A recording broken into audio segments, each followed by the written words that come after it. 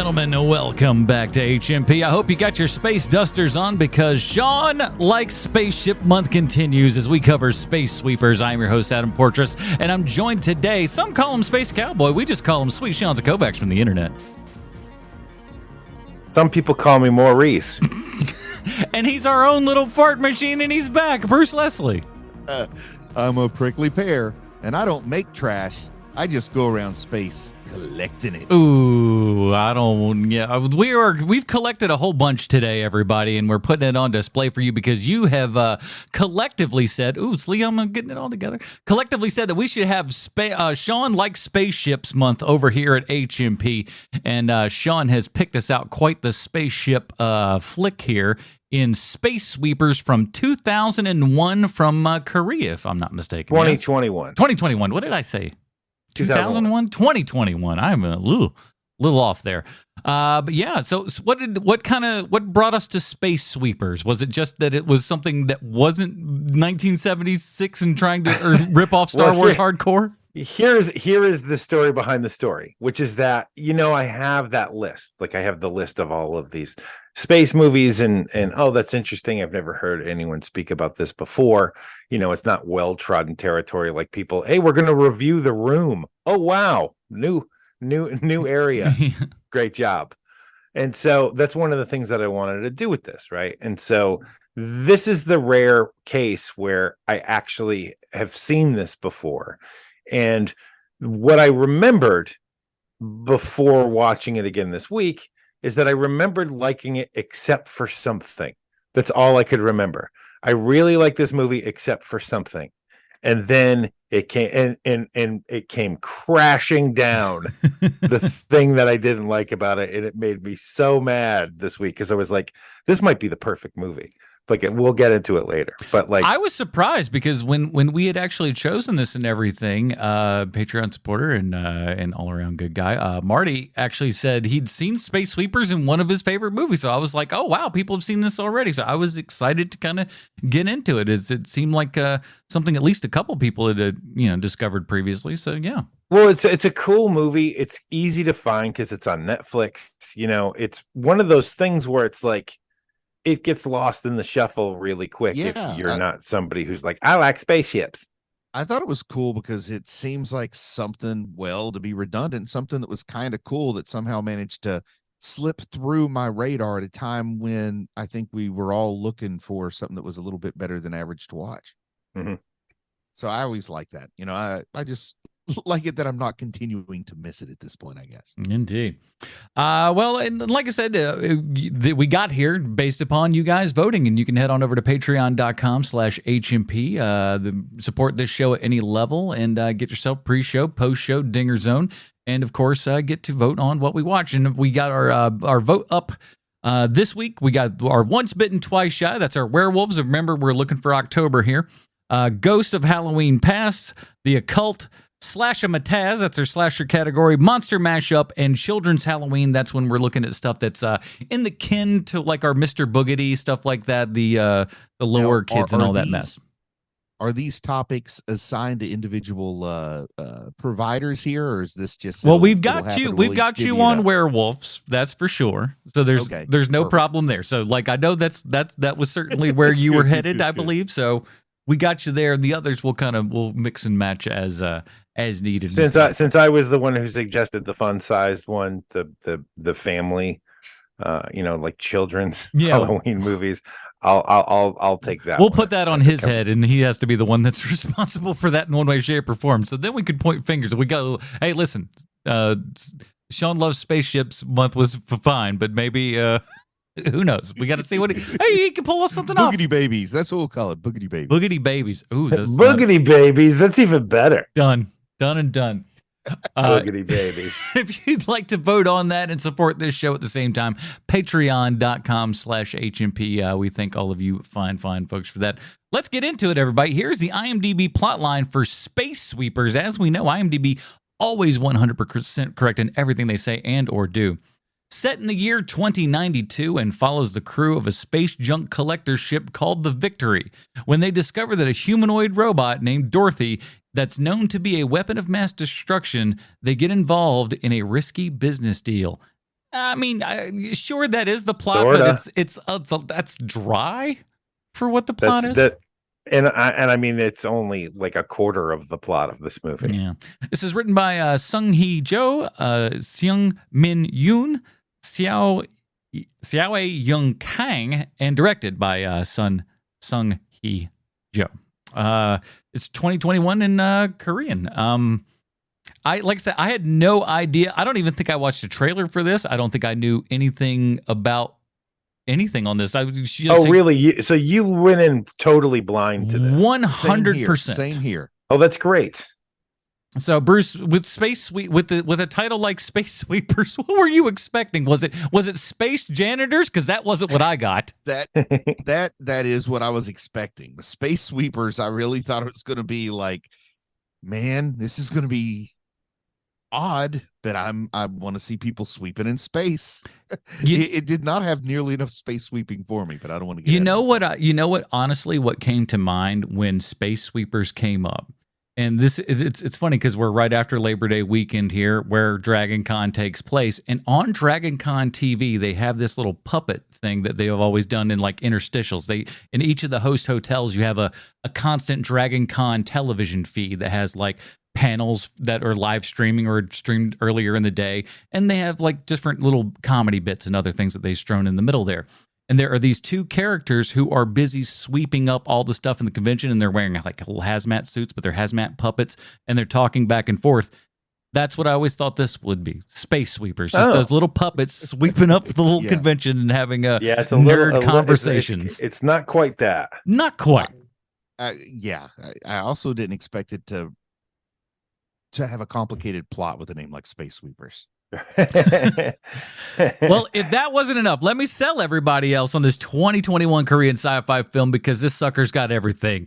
Merry Christmas! You'll get it when you see the movie. I don't know. But we open up. There's a little update on the future, and let me tell you, brother, it ain't good. And if the movie was good, though, would we even continue on? No, you need the future to be bad. Riding in the bus to work into space, we got Junk Wrangling, a robot that wears Adidas like Sean, but acts what I would imagine Bruce would be like if he was hyped up on Adderall. We got a ship full of cheats, a little girl bomb, not a bomb, who's to say?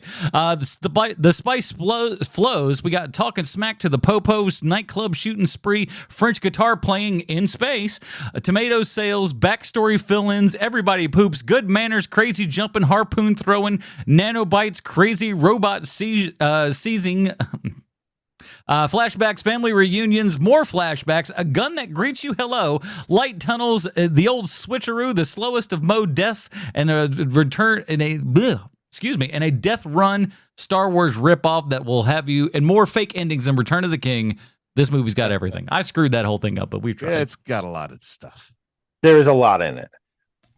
So you want to get into it? Yes, yeah, please. The runtime, I just checked, the runtime was 5 hours and 53 minutes. I believe that's correct. It sure felt like that. Holy moly. Let's get it right off the bat. This movie is ungodly long. It's not a bad movie, long. But so sweet Christmas, it's long. So imagine that you're doing a scene-by-scene breakdown of this movie. My goodness. Especially when there's like 44 scenes where it's hard to say if anything happened. Yeah. Right. So this movie is directed by Sung Hee Jo. Two other movies that he directed that now I want to check out after looking into him. One movie is called The Phantom Detective, and the other one, Bruce, I hope you're still listening, is A Werewolf Boy. Uh-oh. Ooh, I like that. He does look like a fine young Korean man. Like it looks like a CW version of that from the poster that I saw. It looks like MTV's Teen Wolf, basically, but Korean. Exactly. So right at the title card, I have questions because it says the name of the production company. The production company bringing this movie to you is called Merry Christmas. Why? And I'm already pissed that we didn't think of that name for our production company.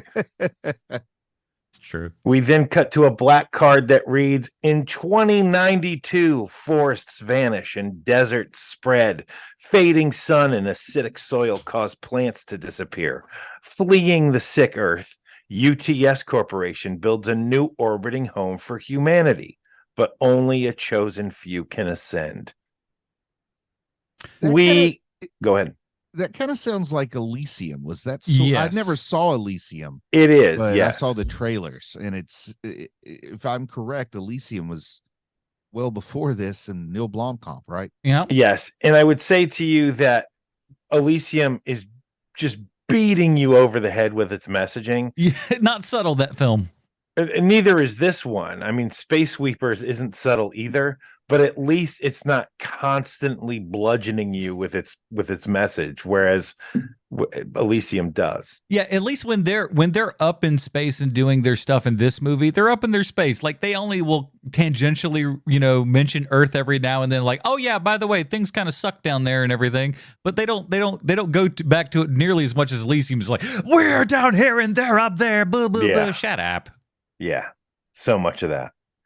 So we get a look at Earth, and it's super post-apocalyptic. Sky is orange. It's dusty as all get out. It looks a lot like Wall-E, except there's still people living on Earth, and no one is fat. One of these non-fatties is our main character, Tai Ho. We meet him as he's attempting to get into a building called UTS Lost and Found, but he's got to pay the troll toll to get in. And all he has is a bag of rice. A few security guards are about to kick him out when the lady in charge says, "Give me them gravity boots you're wearing and that bag of rice, and you and me are square." So he does. And as we're watching this scene unfold, we're trying to figure out what he's looking for at the UTS Lost and Found. Maybe it's the Star Wars droids lunchbox because it's super rare and hard to find in good condition to complete his set of original vintage Star Wars lunchboxes. Or maybe it's the recipe for an amazing chicken salad. But no, it's much sadder than that. He's looking for his daughter, and UTS Lost and Found is a morgue. They show him a new girl at UTS Lost and Found who just came in, and it turns out that it's not her. Do you guys have any notes for that? I thought this was an interesting idea. I would say that it was, not exactly fresh territory to have the missing daughter and then the young supernatural girl comes into your orbit. Pretty tried and true. But if you're spending, and for Korean cinema, the kind of money they spent for this, yeah, you're going to want to play it safe a little bit with story, I think. So, yeah, some tried and true story. I will say this now, while you're correct, Bruce, and there is a lot of this movie is chock-a-block full of tropes and all of these things, they never necessarily feel forced or, like they shouldn't be there. It doesn't feel out of place, which is nice. That's how they're supposed to be. I mean, tropes serve a purpose. They're to help you feel comfortable, sort of shorthand, so you know the world you're in. And when they're done well, they're not cliche. Like trope and cliche are two different things. True. Yes. So when a trope's done poorly, it can feel or be cliche. But tropes are an important part of storytelling, and you need to know them. You're going to tell for sure. You need at least one or two tropes in your movie, or otherwise people are like, "What am I watching? French New Wave? Why am I watching?" I don't relate to any of this. People, with storytelling, tropes are like chords in music making. Yes, you need to make an original song, but you don't have to invent your own chords along the way. Oh, that's a good analogy. We then hear a posh British voiceover say, "Hope was extinct. Earth was still breathing, but it was on life support. With Earth no longer habitable, the only place to go was up." And we see Tai-Ho going to work in a great scene where he's taking the bus and everyone's miserable and wearing gas masks. And then he hops on a space ring that shoots him up into space. It's super cool looking. Now, I got a question. Because this is a 2021 film, can we assume that this might have been shot around COVID time and everything, and like with the masks? Because I like it's great design. I love how Earth looks and all the improvised, masks and stuff that everybody are wearing and stuff. And I wonder if that came like inclusive with the thing. Maybe I don't know. I gotta say, all the visuals, like both the production design and the visual effects. All the visuals looked way, way cleaner and better and on par with a much more expensive movie than this. Like, it looked way better than I expected. Honestly, it is like, I would put it darn near close to, any of the Star Wars Disney stuff. Like, it looks kind of like that. Like, it's pretty close. Absolutely. It looked way better than I was expecting. Closer than your, what you would think your, like, sci-fi Korean TV show, because we've seen stuff like that before. It's like it's not and, it's good, but it's not nearly anywhere close to this good. Really beautiful Korean cinema, but it's it's usually more like Parasite or something. It's not effects heavy stuff. Yeah, at least not in my personal experience. This movie holds the distinction of being the first Korean movie set in space. Huh. Sweet. Yeah. Good. We so then don't feel like as much of an because I started to know I'm doing that talk out of your butt where you might be saying leopards don't live in India again. So I'm glad you confirmed something for me there. We then cut to a scene where we meet the founder of UTS, who is the richest man in the world, and he's 152 years old. His name is Jam Salyuan, and he looks like he's maybe just 35 years old when we see him. Immediately, we can tell he's the bad guy because he's a white dude in a Korean movie, and he looks like a tech bro. He's standing in the middle of a field, and he tells the reporters visiting a bunch of mumbo jumbo about genetically modified plant life, blah, blah, blah. We learn about a super plant he's created, blah, blah, blah. He wants to terraform Mars into a place that he calls Eden, and only exceptional people can go there. And he starts eating a sandwich with his filthy, soil-laden hands. And in another instance of showing us who the bad guy is, a reporter makes a face that says, "Your hands are disgusting." And he turns to the reporter and says the line, "My hand isn't dirty. Human beings are dirty." Ooh. You're disgusting, you filthy animal. What's hilarious, though, is like, what was this guy's plan? This reporter's plan? What was his plan on this? How did you think this was going to go, guy? Well, we're getting there because that's a different reporter. Oh, I know okay. Who you're talking. That's a different. There's several reporters in the room. Can we? I just want to say that I'm absolutely surprised that they didn't make this guy American, that they made him British instead of American. I think that they probably would have, but he's so archetypal American tech bro that let's make it 1 degree different. Yeah, is my guess. I just thought that the white guy, the director, knew who agreed to do it just happened to be British. Like, let's. Oh, maybe. I have no idea, man. I'm like thinking it was colorblind casting, and they got the right one for the job here, Bruce. And you're over here making some accusations. I'm just thinking it's like that. It's like that thing where they cast George Takei to be a Korean, and we're all just cool with it, So sure. We had this one coming to us. Sure. Yeah, without a doubt. He's totally American. What are you talking about? Look at him. He's just as American as Elon Musk. A jittery reporter that I've started calling Exposition Johnson starts speaking, and he says how 95% of Earth's population is still on Earth, living in hell, and space debris from UTS has become such a massive problem that it destroys other tech in space, that falls out of the sky, killing countless people still living on Earth.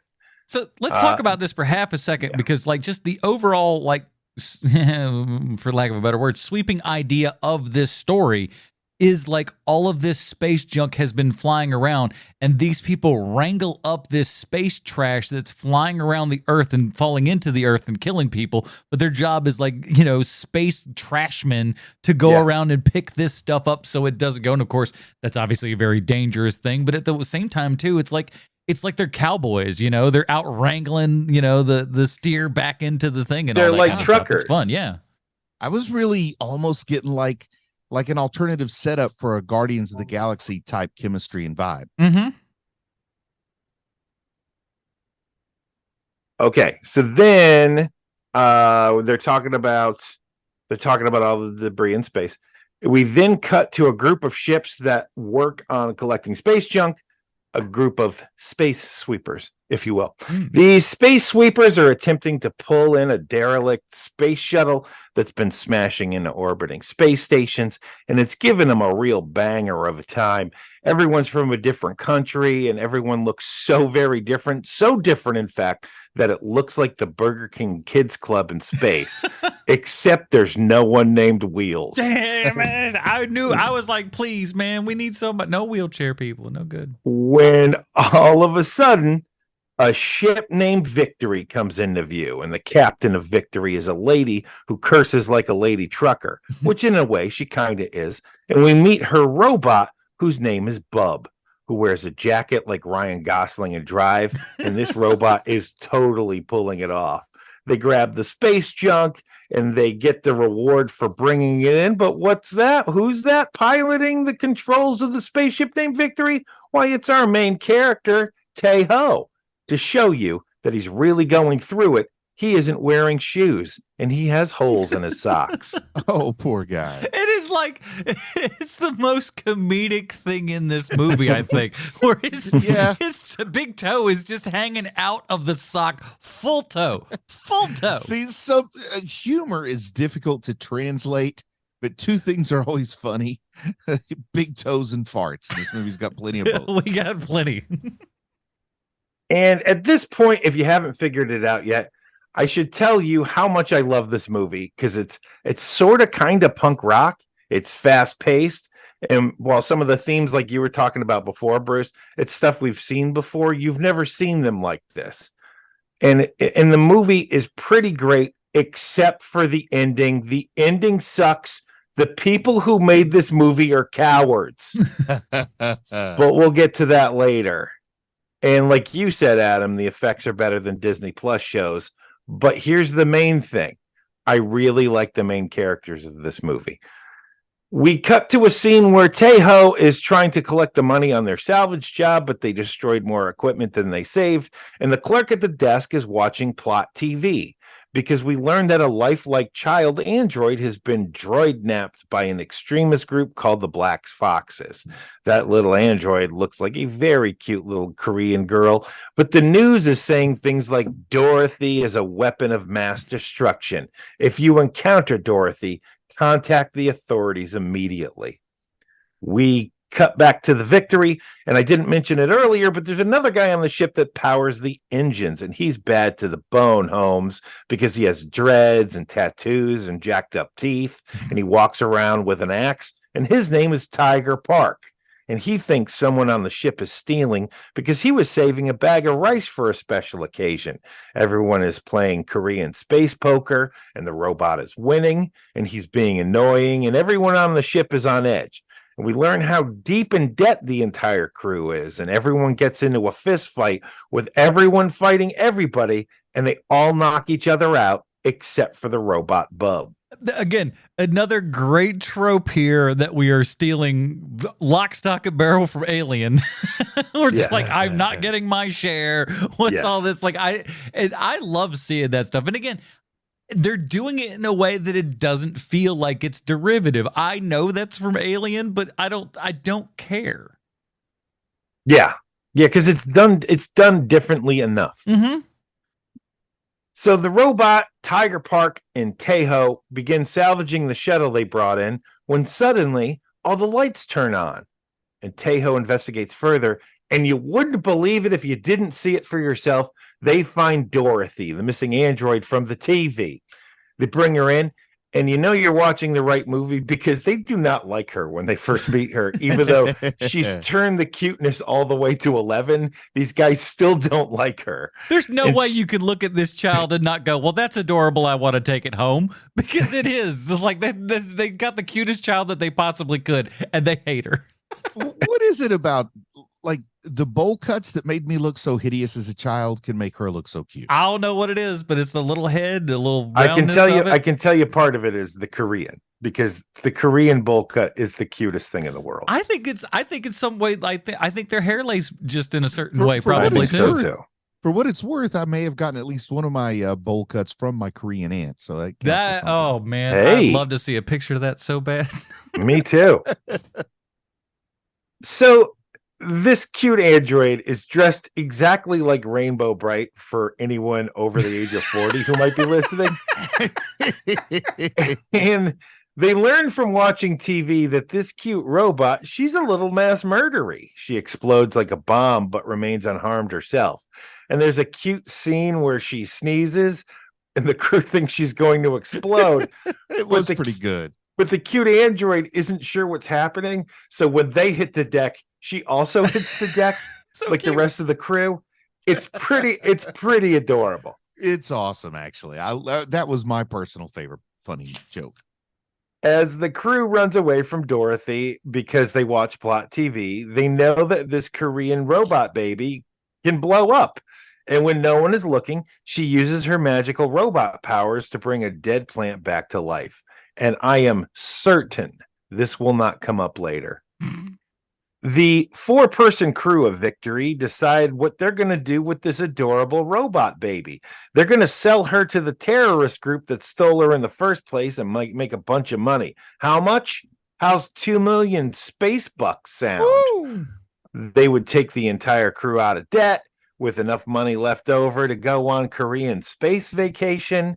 They agree on a meeting point, and we learn who's behind all of this. It's the world's richest man, Tech Bro himself.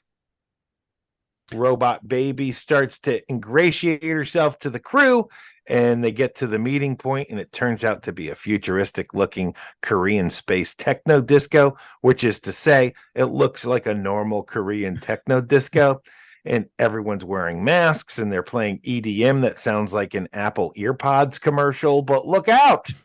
The whole thing is a setup, and everyone's going to be murdered by Tech Bro's evil army the second they see Robot Baby. The crew of the Victory gets the money, but the Robot Baby has escaped. She reappears on the dance floor, and everybody flips out, and the bad guys open fire. This is the biggest problem. Hold on. Like the most unbelievable thing in this entire sci-fi movie is that every person has seen the news and knows what that there's a little baby out there that's also possibly a bomb, and two, they remember precisely what that looks like, and three, while they're in this crazy club with all this crap going on, they all will stop on a dime to go, ain't that the baby I seen on TV? What got a bomb in it? One thing I love about movies. How do they all know? One thing I love about movies is whether it's the distant past or the distant future, everybody watches the exact same news broadcast at the exact same time, though that's never happened in the present. We got one channel. Well, if I may play the time. If I may play Lou Cipher for a moment, the devil's advocate here. When it comes to something like, oh, there's a serial killer out there and he is in your town, like you probably have a good understanding that thing is happening. They do give a little, like, somebody, they have like these hologram watch dealies that put her face on it and stuff like that. So like they would have seen, but boy, everyone turns and stares at the same time like she farted really loud. It's true. You're right about the serial killer, except in the modern day, there would be a significant group of people saying the serial killer is not guilty. And that they're framed and that it's a conspiracy. So but everybody would be talking. So you're right about that. So the laser bullets from Tech Bro's army dudes are about to hit Tae-ho, but Robot Baby stops the bullets using her magical robot powers. And the crew of the Victory barely escapes, and they don't even get the money. We cut to the Tech Bro boardroom, and he's so mad about losing baby Robot and the crew of the Victory that his veins start growing out all over his face, and he looks like he's about to turn into Venom. It's a cool effect. Will this affect his terraforming Mars? Who knows? Maybe. It's got a little Extremis kind of vibe to him. Yeah, a little Extremis. I like that. Yeah. And Thorin Oakenshield, Adam. Oh, yeah. Same actor. I just looked it up to see who this guy was. Right? To see if he was just a friend or something. Huh. But no, he's Thorin Oakenshield. So, you got a chance to get one of the people from the Hobbit franchise in your movie. Get him in there. Yeah. The good one, the good trilogy. Yep. That's what everybody says about those. We learned that Tae-ho used to be in the UTS military, and he saved a little girl whose parents he had killed. And he raised her as if she was his own. And if that weren't enough heartstring tugging, turns out his little girl was also deaf. Oh, why was she deaf? Because it's his fault. Because he blew up her family ship. Oops. And after that, Tae-ho couldn't kill innocent people anymore. So he gets fired from UTS. From Tech Bro himself. And almost overnight, Tejo is crazy Pav. He's so Pav that him and his daughter have to live on the streets for a year. And one night, space debris smashes down, and Tejo gets separated from his daughter. They make it look like she got sucked into the vacuum of outer space, but no body, no death, right? Oh, definitely. We learn that Bubs wants to be a girl robot, and if Bubs can get enough money to get the proper skin grafts and procedures done, Bubs will look like a lady android. This plot line is not played for laughs, and keep in mind, this is a Korean movie. These are the same people who played a mentally handicapped man around because it was funny, if you remember. They just kept him around because it was funny in Shaolin Soccer. Yeah, pretty much. There's going to be a second meeting, but before it can happen, a bunch of goons in orange jumpsuits try to steal the robot baby, and the crew of the Victory beat them up. And the leader of the orange jumpsuits is a guy we met earlier, and the crew of the Victory is all like, what? We cut back to Tech Bro's boardroom, and who else is there? It's our favorite jittery reporter, Exposition Johnson. And he ends up getting... Quick, yeah, please. Real quick, Shaolin Soccer. That was a Hong Kong production, so I won't blame the Koreans for that. Oh, okay. There you go. Not the Koreans' fault. That's the Chinese fault. I still blame you a little bit, Korea. Just a little bit. I don't know why, but I do. I'll just blame you just a tiny bit. You had nothing to do with it, but... So Exposition Johnson, our favorite jittery reporter, gets murdered by Tech Bro. And it's not made clear, but I think that Tech Bro sucks his life essence from him to remain young, but they don't really explain it. But basically the way I'm describing it is that Tech Bro is like a high-tech energy vampire or something. We cut back to the crew of the Victory and the goons in the orange jumpsuits, and it turns out that there's that these people are the terrorist organization that calls itself the Black Foxes. Only they're not a terrorist organization like Cobra. They're an environmental organization like Captain Planet. And the head of the Black Foxes asks a really great question that I thought was just a massive plot hole. And it's this: if Tech Bro can terraform Mars, why doesn't he just re-terraform Earth? Yes, an excellent question. And by the way, if people want to know more about this group, feel free to Google Black Foxes.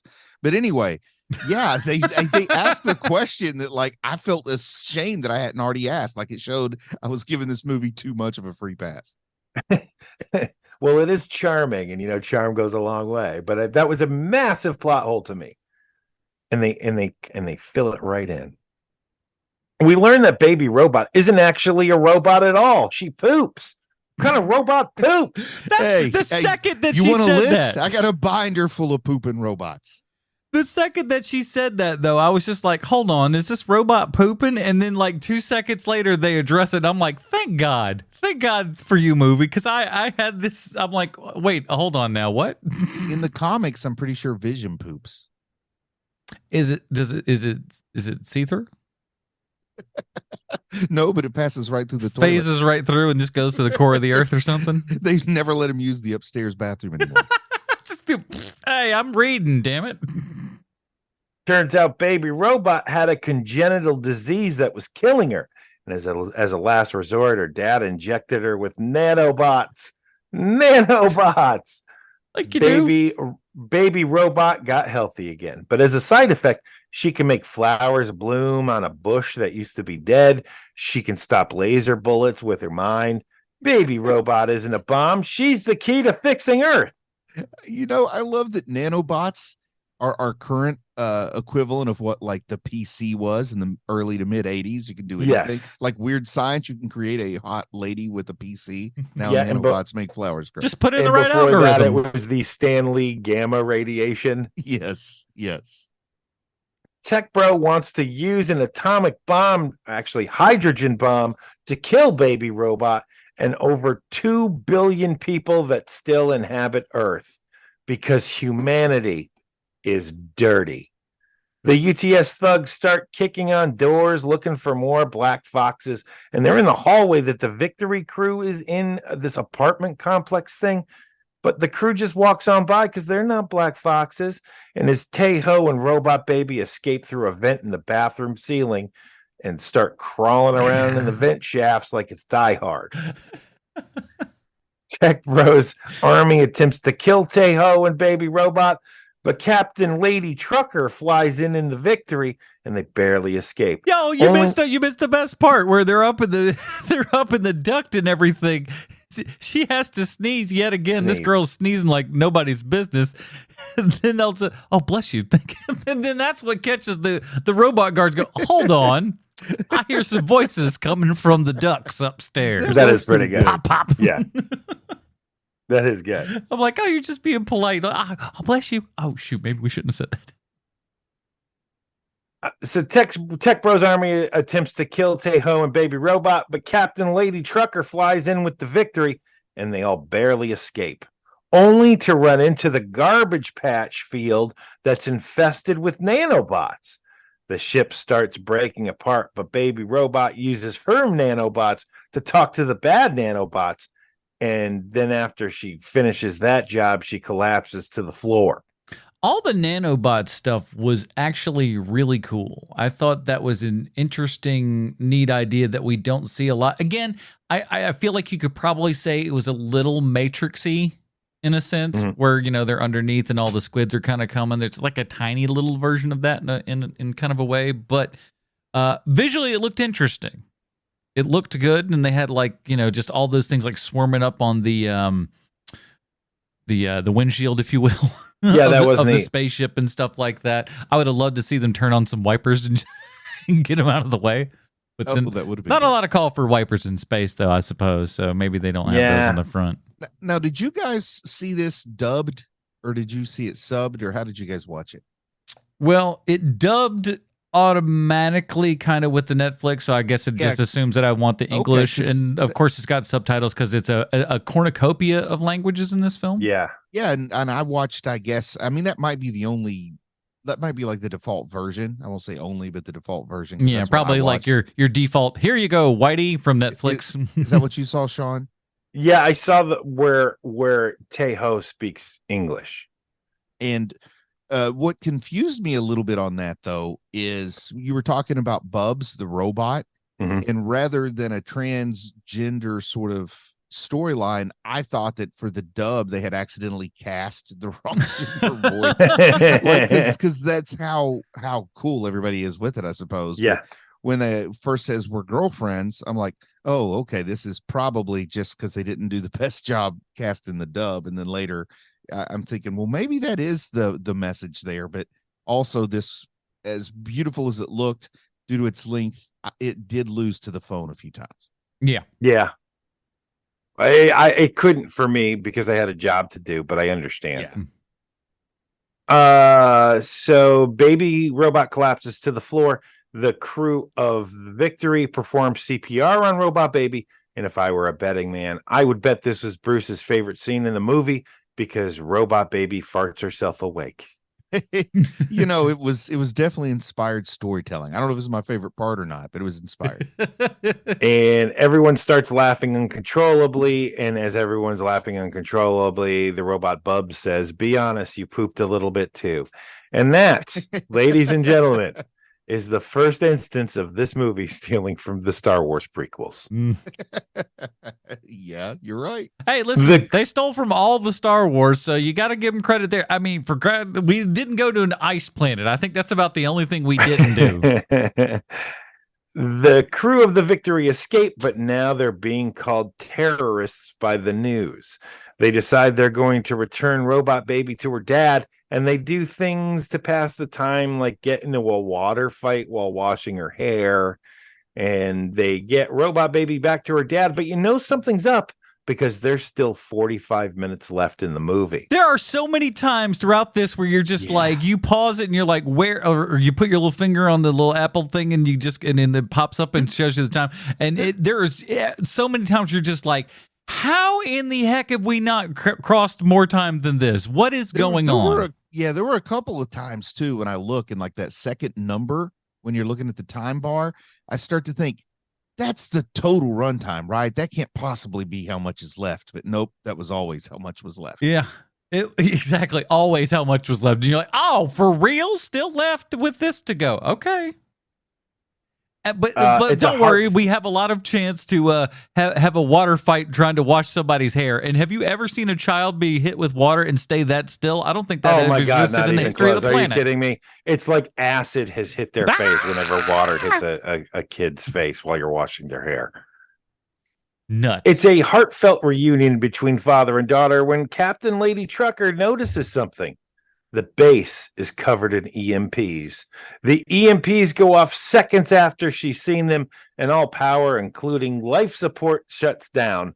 Bubs drops like Peter Griffin through a coffee table, and UTS ships surround the Victory crew. Soldiers kill everyone except for Baby Robot and the Victory crew, including Baby Robot's dad. Anything? I liked how this whole setup and stuff of how we've got our main character. He's going out. He's looking for his daughter, essentially, or trying to, garner enough money so he can do that, and is coming across, almost essentially the exact same thing of this guy is having his daughter lost in the middle of all of this thing, and just seeing this guy get his, kind of wish fulfilled, so to speak.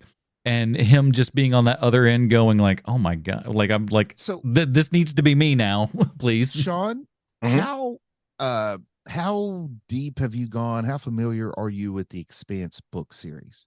I've read all of them. I've gotten to the, I got, I've not all of them. I got to the one where, after everything is done and they're like, let's keep going. And I was like, oh man, this is not good. But there's in the ones that you've read, there's a special little girl who's been exposed to something similar to this little girl. Yes. She has a father that's looking for her and runs across the crew, gets close to the rough member of the crew. Yeah. There's a lot of actual Expanse chemistry. I mean, we're talking about the way that good artists borrow and beg and steal or whatever. So another thing, there's a whole lot of Expanse, more specifically, I would say from the books. Yes. From the TV show, because I haven't watched the TV show enough to know. But I keep trying to get into it and I just can't get past the production value of when it was on Sci-Fi. Yeah, that can hamper a show when you're just like, all right, we're in space. Why is everything made of cardboard? Why do I get the distinct feeling they're in Canada right now? There was something funny. There was this movie. Like, look, Jane's haircut. It's going to distract everybody. Don't worry about the sets. Because he had a weird haircut. He sure did. They had that movie, it was called like High Life or something. This Pattinson movie, and it takes place in a spaceship, but like the spaceship halls all look like corridors in a hospital, and they're just like, shut up. Yeah, they're just like, that's what the inside of this spaceship looks like. I was once in a spaceship movie where the hallways look strangely like a public high school. Weird. So to get back to it, Tech Bro shows up and offers Tejo an offer. What? Tech Bro shows up and offers Tejo some money. Take 4 million space bucks, but let Tech Bro take Baby Robot. She'll be blown up along with 2 billion others. And guess what? Tejo takes the money. Tech Bro talks a bunch of crap about how Tejo is a bad person, but all the charges against the Victory crew get dropped. Tech Bro and his army leaves. Power gets restored to the Victory. The crew of the Victory, when they wake up, decide that they're going to try and save Robot Baby, except for Tejo. He's going to look for his daughter now. He takes his share of the money and leaves, but we learn that Tech Bro was never going to let the Victory survive, and he has his space fleet point their guns at Victory as they have Robot Baby tied up on a hydrogen bomb that's about to drop and destroy Earth. But just as Tejo is about to sell out everything to find his daughter, he realizes through a series of flashbacks that somewhere along the way, Tejo forgot about the most important thing, to be himself. He throws that money in an incinerator, hops back on the ship, and in a great gearing up for war scene, Captain Lady Trucker puts a gun together from parts she had hidden all over the ship, and the gun turns on, and then it speaks to her. And it says, "It's been a long time, Captain Lady Trucker."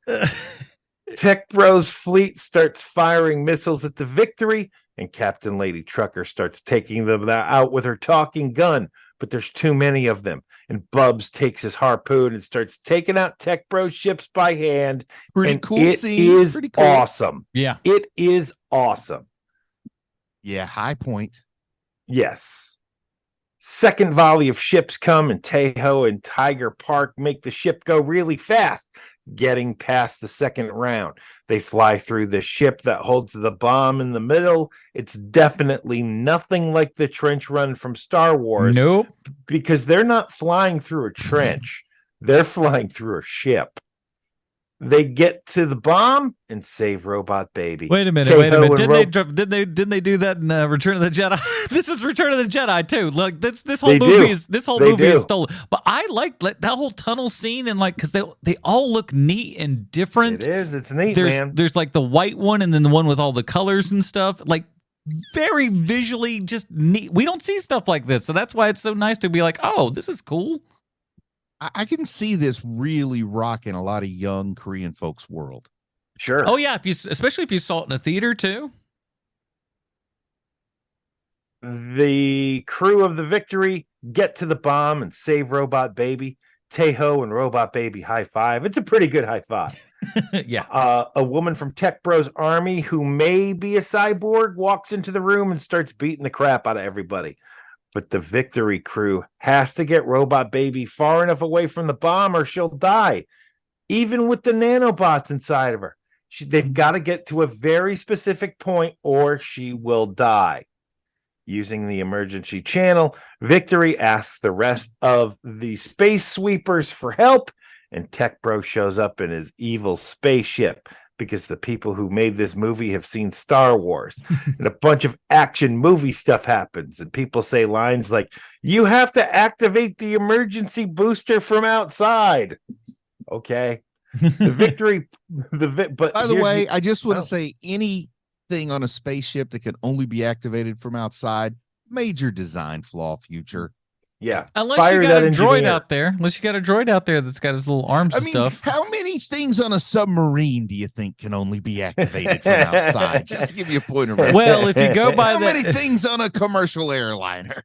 Well, if you go by that sub that we just lost by the Titanic, you can only get in and out from the outside. I don't think that was the smartest of plans. So, you know. The crew of the Victory pulls the switcheroo. And instead of taking Baby Robot far enough away from the bomb, they take the bomb far enough away from the Robot Baby.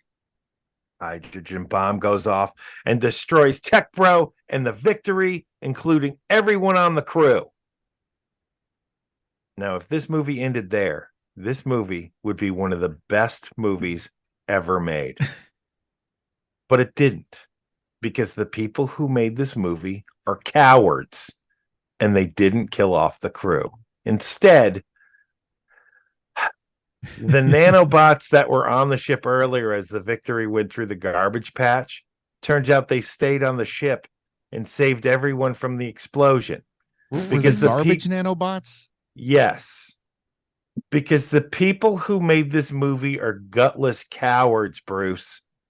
Onionless wimps who should be ashamed at their own cowardice. They need that sweet, sweet sequel money. Even Captain Lady Trucker and Bubs, who were on the outside of the ship at the time of the explosion, were saved too. I want to see this guy's cut of Rogue One, by the way. That's what I thought. That's what I thought of like Scream 4. I was just like, oh, you've done the most gutsy thing in the world. And then they walk it back right away. And you're like, oh, you suck. So lame, man. We cut to sometime later. Now Bubs is an android lady. The crew uses Baby with just the same voice box and everything, which is hilarious. It is That's awesome. Great. Once again, further driving home my thought that they just miscast the actor. It's like, no, that's normal. The crew uses baby robot for Tejo to speak to his daughter, who they amazingly left dead, and Earth is terraformed back to the green and blue jewel that it once was. They were so close to making a great, great movie. So close. But the people who made this movie are cowards. The end. I love it when you take a position. Well, I mean, here's the thing. I mean, I'm not going to lie to you. For me, the movie ended probably 30 minutes before it actually ended anyways. So I was going to say, it had a great approach to making you like the ending, which is give me anything, just let it end. So I can't criticize it too much because it did, in fact, end. yeah, you got to a wrap up and you were like, okay, there you go. We finally did it, because it felt like we were just walking around the yard a little bit, just going like the game's over, but we still kind of want to hang out for a while. It's like, no. Yeah, that is what it felt like. And I can't help but like think how my mind would have been blown by an hour 45 version. Yeah, and here's the thing. There's a lot in here that like you could cut, and like some stuff like that's character things, and like sure, if you'll it's know, fine, but I you didn't could even still mention cut the it. French guitarist. You know, I appreciated that there were actually quite a few things you didn't mention. Mm-hmm. Yeah, when like the French guitarist was a funny one. The odd thing that like when they're doing their hostage negotiation, that's all in Spanish for some reason. The diversity of language was just really cool. How It is like, cool. We're in this post-apocalyptic world where the idea of Earth nations doesn't really stick around, but some people still have their language. And I think that's part where I appreciated the dub more than I would have the sub. Well, and they also mention it too, and it kind of plays into it, I guess, where like they mentioned like a translator or something. Am I remembering that correct? Yeah, universal translator. Yeah, so like in a sense, even watching it dubbed is fine in that way, because it's like you're still getting that kind of same info just as they would in a weird sci-fi sense. And I like it because the English speaking characters, they didn't really have to dub, because you can tell that they spoke their lines in English and had subtitles added. You know, just little nice things you see in a dub. No. Yeah. Or they just dubbed them again. Which more likely. All right, before we get to our final rating, we have to find out how this crusty Earth sci-fi Korean film relates back 1-to-1 with Sylvester Stallone. Why, thank you, Adam. I have a prepared statement. Oh. Hello, Mr. Stallone, or as people who greet each other say in Korean, hello. A Korean space movie shot by, produced by, and starring people who have never left South Korea? It should be really easy to find a Stallone connection this week, but it turns out it's actually not. Weird, I know. This week's Stallone connection is the Korean film industry itself, because I was able to find a few connections, but they are weak as the ending to Space Sweepers. Like in 2006, you said that one of your favorite action movies is a Korean war movie from 2004 called The Brotherhood of War. You went on to say that not only was it one of your favorite war movies, it was one of your favorite action movies. So it looks like I have another Korean movie I want to watch. You have also options on a remake of a Korean movie with a really great name, and it's called The Gangster, the Cop, the Devil. Pretty cool name. And in 2018, you made a brief appearance in the Trump administration's 4-minute video to persuade North Korea to rejoin the world community. I have the benefit of living in the future, and it turns out that the Trump administration video didn't work. Rats.